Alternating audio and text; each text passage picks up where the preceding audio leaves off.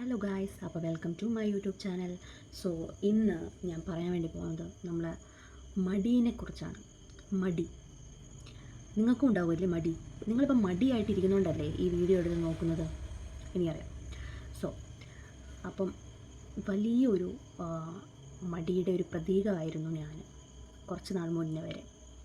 ഇപ്പോൾ ഒരു കുറച്ച് ദിവസങ്ങളായിട്ട് വീണ്ടും ആ മടി എന്നെ പിന്തുടരുന്നു എന്ന് മനസ്സിലാക്കിയതുകൊണ്ടാണ് ഞാൻ തീരുമാനിച്ചത് വെറുതെ ഇരിക്കാൻ പാടില്ല, എന്തെങ്കിലും ഒന്ന് ചെയ്യണം, എനിക്ക് ഇൻട്രസ്റ്റിംഗ് ആയിട്ടുള്ള എന്തെങ്കിലും ഒന്ന് ചെയ്യണം.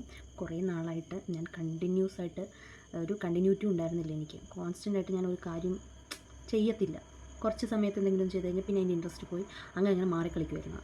സോ അതുകൊണ്ട് ഞാൻ കൺസിസ്റ്റൻ്റ് ആയിട്ട് ഒരു വീഡിയോ ഒക്കെ പോസ്റ്റ് ചെയ്ത് ഒരു യൂട്യൂബ് ചാനൽ ഓൾറെഡി എനിക്ക് ഉണ്ടായിരുന്നു, എന്നാലും പുതിയൊരെണ്ണം ഞാൻ ചെയ്യാൻ വേണ്ടി തീരുമാനിച്ചു. അങ്ങനെയാണ് ഞാനിത് സ്റ്റാർട്ട് ചെയ്യുന്നത്. കാരണം എനിക്ക് എൻ്റെ മടീനെ തോൽപ്പിക്കണം, അത്രേ ഉള്ളൂ. അപ്പോൾ കുറച്ച് നാൾ മുന്നേ ഇതുപോലെ എൻ്റെ PG ഒക്കെ കഴിഞ്ഞ ടൈമിൽ ഞാൻ ഇതുപോലെ കുറച്ച് നാൾ ഇങ്ങനെ ഇവിടെ വീട്ടിൽ ഇങ്ങനെ ഇരുന്നു. അപ്പോൾ എനിക്ക് ജോലിയും കാര്യങ്ങളും ഒന്നും ഉണ്ടായിരുന്നില്ല.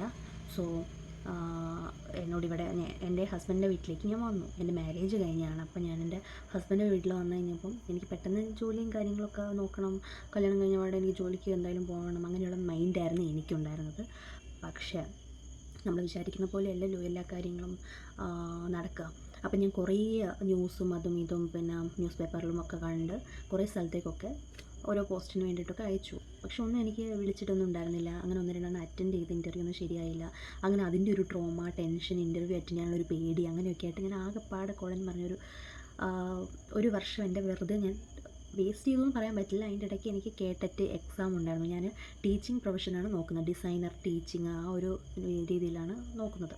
സോ അതുകൊണ്ട് തന്നെ എനിക്ക് കേട്ടറ്റ് എക്സാം നിർബന്ധമായിരുന്നു. സോ ഞാൻ കേട്ടറ്റ് എക്സാമിന് വേണ്ടി കുറച്ച് നാൾ പഠിച്ചു എന്നുള്ളത് ഒരു 2-3 മാസത്തേക്ക് അതിന് വേണ്ടിയൊക്കെ പ്രിപ്പയർ ചെയ്തു. ബാക്കിയുള്ള മാസം മൊത്തം ഞാൻ എൻ്റെ വേസ്റ്റ് ചെയ്തു എന്ന് പറഞ്ഞാൽ ലിറ്ററലി ഞാൻ വേസ്റ്റ് ചെയ്തു എൻ്റെ കുറേ കാലങ്ങൾ മടിയായിട്ട്.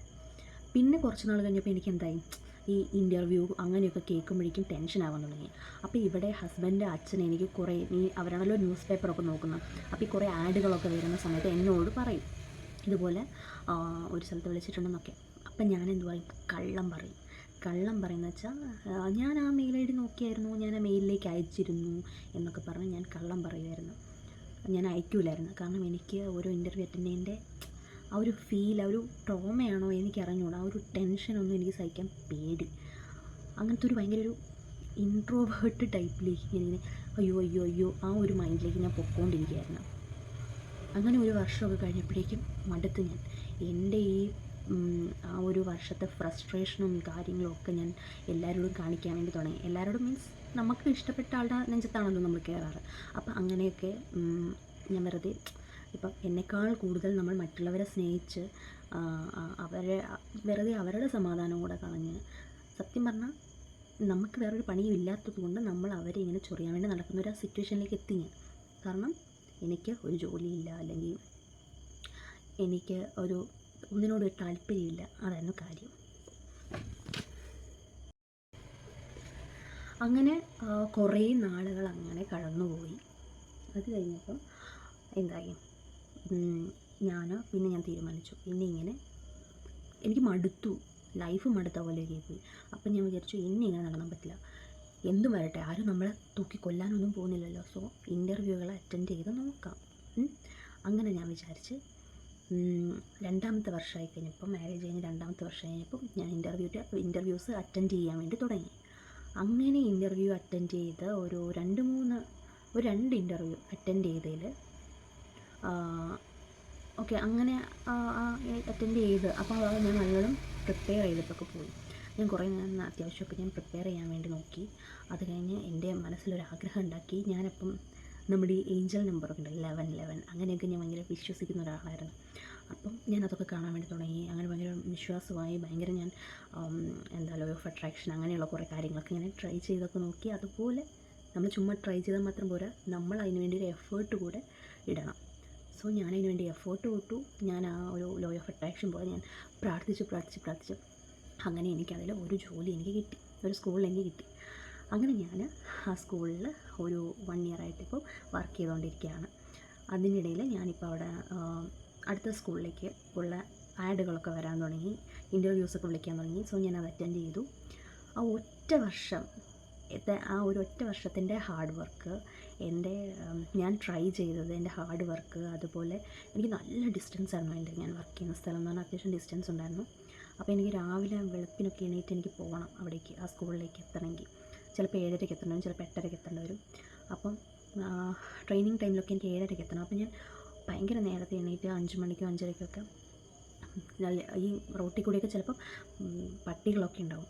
സോ അതിൽ കൂടെയൊക്കെ ഞാൻ പോവും. അതും വലിയ കാര്യമായിട്ട് ഞാൻ പറയില്ല, പക്ഷേ എൻ്റെ ആഗ്രഹമായിരുന്നു. എല്ലാവരും പറഞ്ഞു ഇത്രയും ദൂരമാണോ, വെളുപ്പിന് 4:30ക്കൊക്കെ നീ എണീറ്റ് പോകേണ്ടി വരും, നീ ആലോചിച്ച് നോക്ക്, എന്നിട്ട് നീ തീരുമാനിക്ക്, 2-3 ബസ്സൊക്കെ കയറി പോകണമെന്നൊക്കെ പറഞ്ഞാൽ കുഴപ്പമില്ല, എനിക്ക് ആദ്യമായിട്ട് കിട്ടിയൊരു ജോലിയാണ്, ഞാൻ എന്തായാലും പോയി നോക്കാം എന്ന് പറഞ്ഞിട്ടാണ് ഞാൻ ഇത്രയും നാൾ വരെ അവിടെ എത്തിയത്. സോ അതെൻ്റെ ഒറ്റ എന്താ പറയുക, ഞാൻ എൻ്റെ ഒരു കംഫർട്ട് സോണിൽ നിന്ന് ഞാൻ പുറത്തേക്ക് ഇറങ്ങാൻ ശ്രമിച്ചതുകൊണ്ട് മാത്രമാണ് എനിക്കിങ്ങനെ ഒരു അവസരങ്ങൾ കിട്ടിയത്. അതിനുശേഷം എനിക്ക് ഇപ്പോൾ 2 സ്കൂളിൽ ഞാൻ പോയി അറ്റൻഡ് ചെയ്ത 2 ഇൻ്റർവ്യൂസിനും എനിക്ക് ആ സ്കൂളിൽ കിട്ടി. അതിലൊരു ബെറ്റർ ആയിട്ടുള്ള സാലറിയും ബെറ്റർ ആയിട്ടുള്ള സ്കൂളും ഞാനിപ്പോൾ തിരഞ്ഞെടുത്തു. അപ്പോയിൻമെൻറ്റ് ലെറ്റർ കിട്ടി, എനിക്കിത് മെയ്യിൽ ജോയിൻ ചെയ്യണം. അപ്പം അതൊക്കെയെന്ന് പറയുന്നത് ഞാൻ എൻ്റെ മടി മാറ്റി എൻ്റെ കംഫർട്ട് സോണിൽ നിന്ന് പുറത്തിറങ്ങി കുറേ എൻ്റെതായ രീതിയിൽ എൻ്റെ മാക്സിമം ഞാൻ കൊടുക്കാൻ ശ്രമിച്ചുകൊണ്ടാണ്. ഞാൻ ഭയങ്കര സംഭവമൊന്നുമല്ല, എനിക്ക് വലിയ മാർക്കോ അല്ലെങ്കിൽ ഞാൻ ഭയങ്കര പഠിക്കുന്നോ അങ്ങനെ ഒരാളേ അല്ല ഞാൻ. എനിക്ക് പഠിപ്പും കാര്യങ്ങളൊന്നും വരത്തില്ല. എനിക്ക് ഡ്രോയിങ്, വര, ഞാൻ എൻ്റെയാണ് PGയും ഡിഗ്രിയും എല്ലാം ചെയ്തത്. സോ എനിക്ക് അതൊക്കെ എൻ്റെ തലയിൽ വരത്തുള്ളൂ. എനിക്ക് മാത്സും കെമിസ്ട്രിയും ഫിസിക്സും ഒന്നും എൻ്റെ ഒരു ഭാഗത്തേ വരത്തില്ല. സോ അപ്പം അങ്ങനെയൊക്കെയാണ് കാര്യങ്ങൾ. അപ്പം നിങ്ങളിപ്പോഴും മടിയെന്നും പറഞ്ഞ് വിചാരിച്ചുകൊണ്ടിരിക്കുകയാണെങ്കിൽ അതിൽ കാര്യമില്ല. നിങ്ങൾ വർക്ക് ചെയ്യുക, മടിയും കാര്യങ്ങളും നോക്കി നിന്നിട്ടൊരു കാര്യമില്ല. നിങ്ങൾ വർക്ക് ചെയ്യുക, ട്രൈ ചെയ്യുക, ഇതൊക്കെയാണ് എനിക്ക് പറയാനുള്ളത്. പിന്നെ കുറച്ച് കാര്യങ്ങൾ ഞാൻ നോട്ട് ചെയ്ത് വെച്ചിട്ടുണ്ടായിരുന്നു. അപ്പം ശരിയാണ്, നമുക്ക് ആഗ്രഹങ്ങൾ ഭയങ്കരമായിരിക്കും അല്ലേ, നമ്മുടെ ആഗ്രഹങ്ങളൊക്കെ ഭയങ്കരമായിരിക്കും. എനിക്ക് ഭയങ്കര ആഗ്രഹങ്ങളാണ്, എനിക്ക് ഭയങ്കര ഡ്രീംസാണ്. എൻ്റെ ചെറുപ്പത്തിൽ തൊട്ട് എനിക്ക് ഭയങ്കര ഡ്രീംസായിരുന്നു. പക്ഷേ എൻ്റെ ഒരു എന്താ പറയുക, ഞാൻ അതിനു വേണ്ടി എൻ്റെ ഒരു കംഫർട്ട് സോണ് വിട്ട് ഞാനൊന്നും ചെയ്യാറില്ലാത്തത് കൊണ്ട് തന്നെ എനിക്ക് ഭയങ്കര വലിയ നേട്ടങ്ങളൊന്നും ഉണ്ടാക്കാനൊന്നും പറ്റിയിട്ടില്ല. പക്ഷെ അങ്ങനെ ഇപ്പം ഞാൻ അവിടെ നിന്ന് റിസൈൻ ചെയ്ത് ഇപ്പം ഞാൻ ആ ഒരു വെക്കേഷൻ പീരീഡാണ് എനിക്ക് അടുത്ത സ്കൂളിൽ കയറുന്നതിന് മുന്നേ ഉള്ള.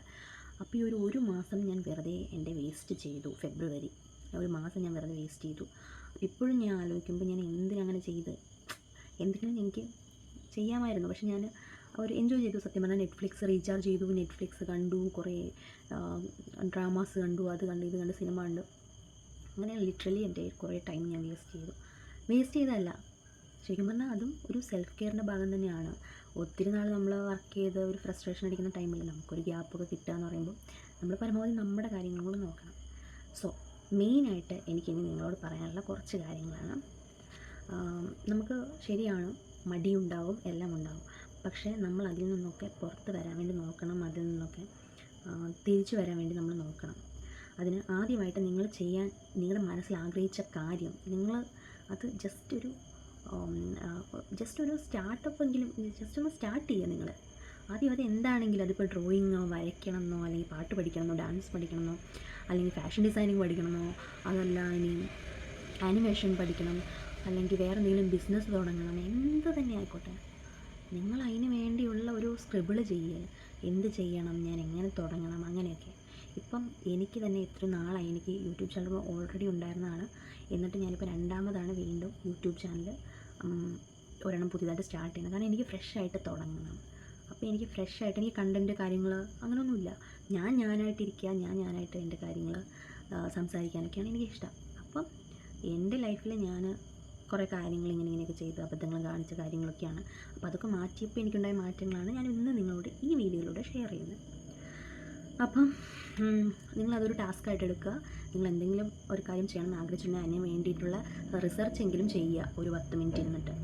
പിന്നെ അതിന് വേണ്ടിയിട്ടൊരു പെർഫെക്റ്റ് ടൈമോ പെർഫെക്റ്റായിട്ടുള്ള കാര്യങ്ങളോ ഉണ്ട് എന്നൊക്കെ വിചാരിച്ചിട്ട് നിങ്ങൾ നിൽക്കരുത്.